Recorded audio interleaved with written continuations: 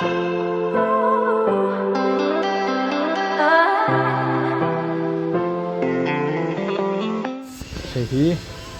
mỗi đứa mình không cần tập để đón này đây cả mà lần này chỉ làm rối này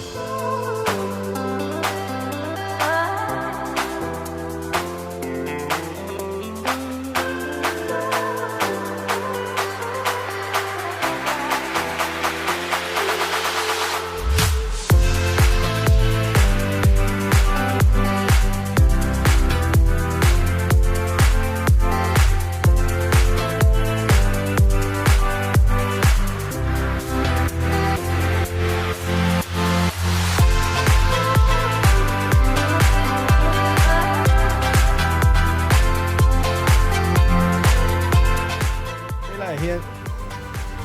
V3 rung cắn cả sắc mà mỗi tổ cốc mà hay bộ chú hay mỗi tổ rong hi ala rau chiang long chu cho kan nak khoi đi đâu mà clear là cả te lang ai đó nó mỗi don cắt graphic khang thiam khop mấy này tụi pa hiền nát lút tục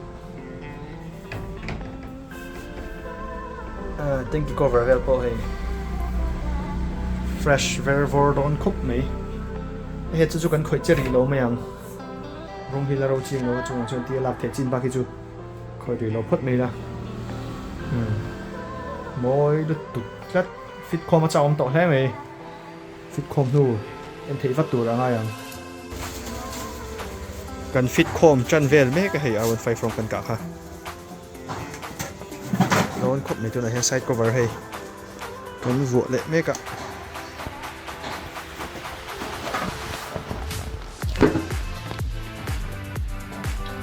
cái đôn được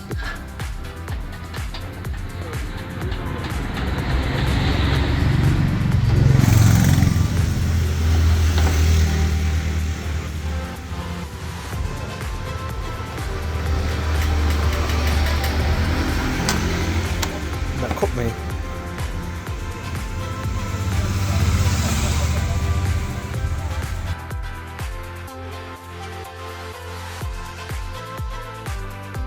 V3 rong cân cả cần cặp dấuตัว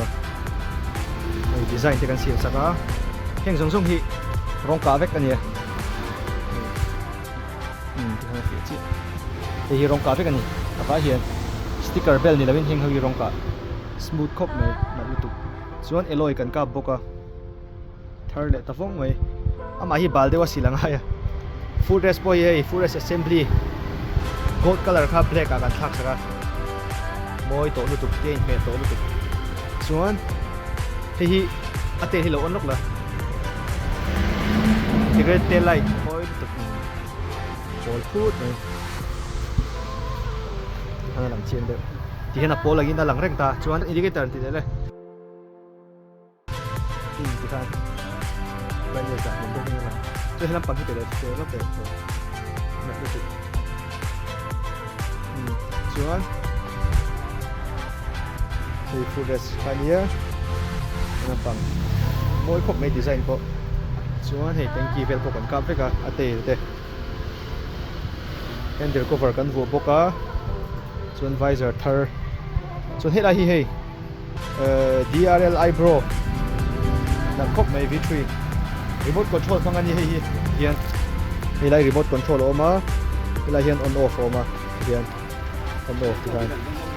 chuan on off over thì hiền on thì ta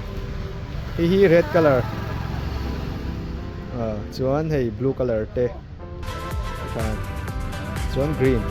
indicator kan pechin ang tuna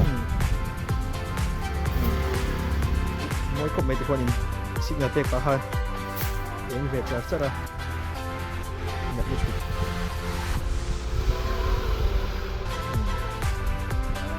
đặt tổ lúc tục rất fresh bong tao mình lắc túi sắt là thầm anh xin là cái hàng hàng đây là đặt khóc này cái design này xem sao thì dùng khai này đi V3 กันใจจูmỗi khúc này